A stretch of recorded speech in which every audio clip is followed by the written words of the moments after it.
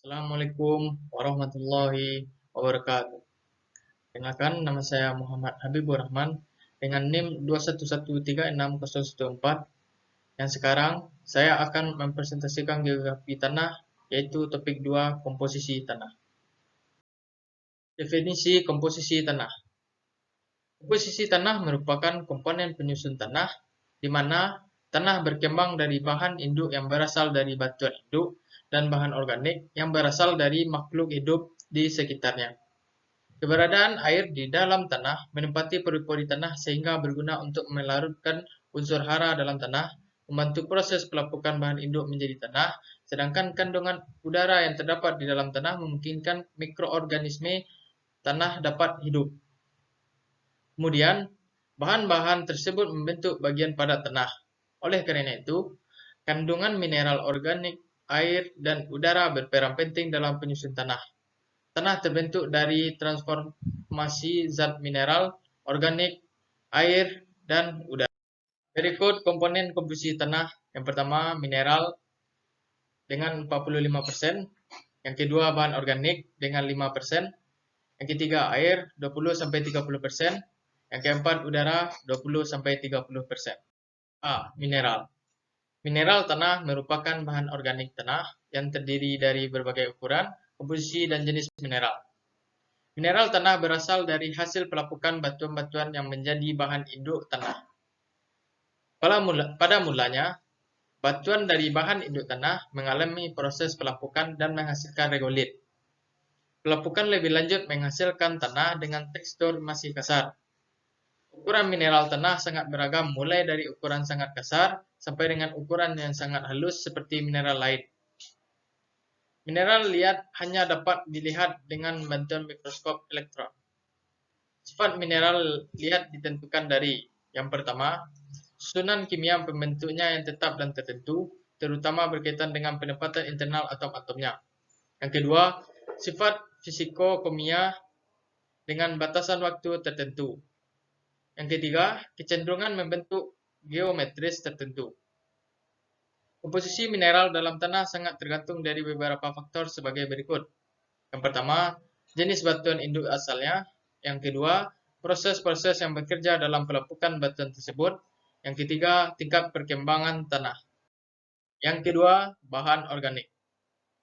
Bahan organik tanah merupakan bahan di dalam atau permukaan tanah yang berasal dari sisa tumbuhan, hewan, dan manusia berpegang pada kebenaran yang telah merasakan dekomposisi lanjut maupun yang sedang mengalami proses dekomposisi.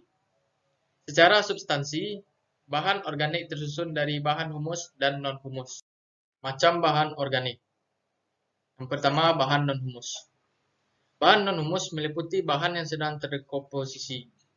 Bahan non-humus merupakan sumber energi untuk mikroorganisme tanah, serta sumber hara untuk tanaman.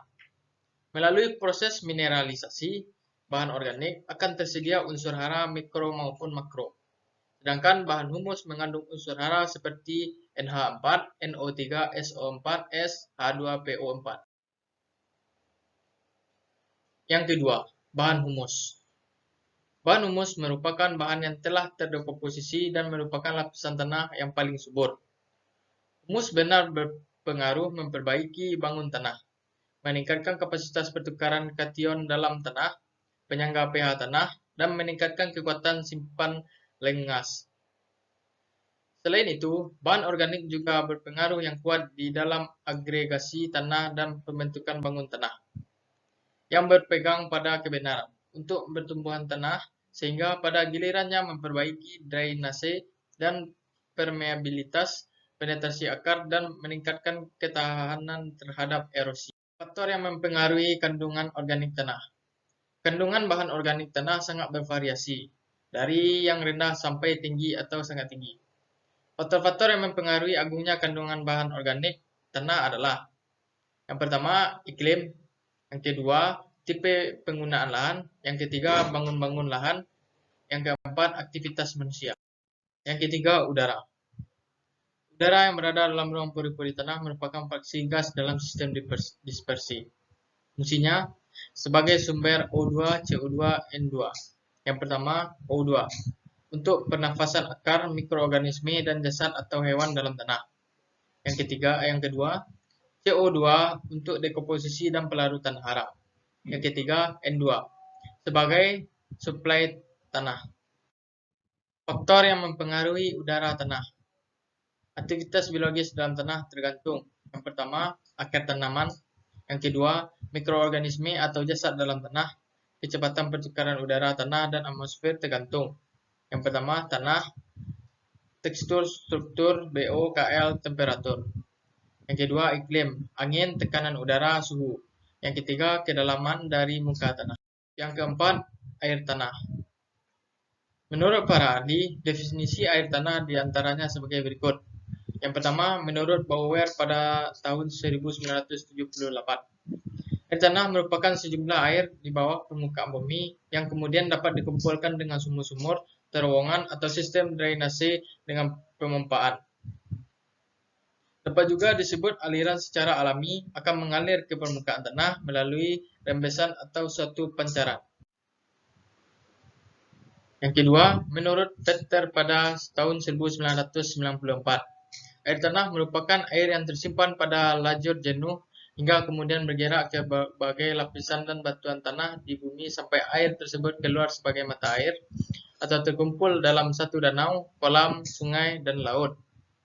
Batas atas lajur jenuh air disebut dengan muka air tanah atau water table.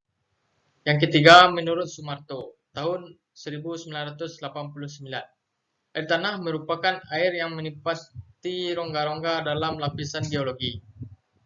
Lapisan tanah yang terletak di bawah permukaan tanah dinamakan juga sebagai lajur jenuh atau saturate zone dengan lajur tidak jenuh yang berada di atas lajur jenuh sampai ke permukaan tanah dengan rongga-rongga yang berisi udara dan air. Faktor penentu kualitas air tanah. Kualitas air tanah ditentukan oleh berbagai sifat fisik dan sifat kimia yang terkandung.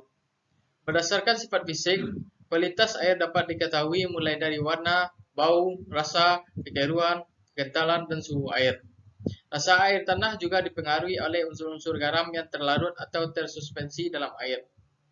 Kekentalan air disebabkan oleh partikel yang terkandung dalam air, di mana semakin banyak kandungan yang ada maka akan semakin kental airnya. Selain itu, keberadaan suhu air yang tinggi akan membuat air kemudian semakin encer. Kekeruan air ini juga turut dipengaruhi oleh kandungan zat yang tidak larut oleh air. Misalnya, pada partikel lempung, danau, zat organik, dan mikroorganisme. Suhu air juga dipengaruhi oleh suhu lingkungan seperti kondisi musim ataupun cuaca yang terjadi saat siang dan malam serta lokasi air tanah. Zat kimia yang terdapat dalam air tanah juga berpengaruh terhadap kualitas air, antara lain kesadahan, zat padat terluar, daya hantar listrik, dan keasaman dan kandungan ion. Sekian presentasi yang dapat saya sampaikan. Jika ada kekurangan mohon dimaafkan. Assalamualaikum warahmatullahi wabarakatuh.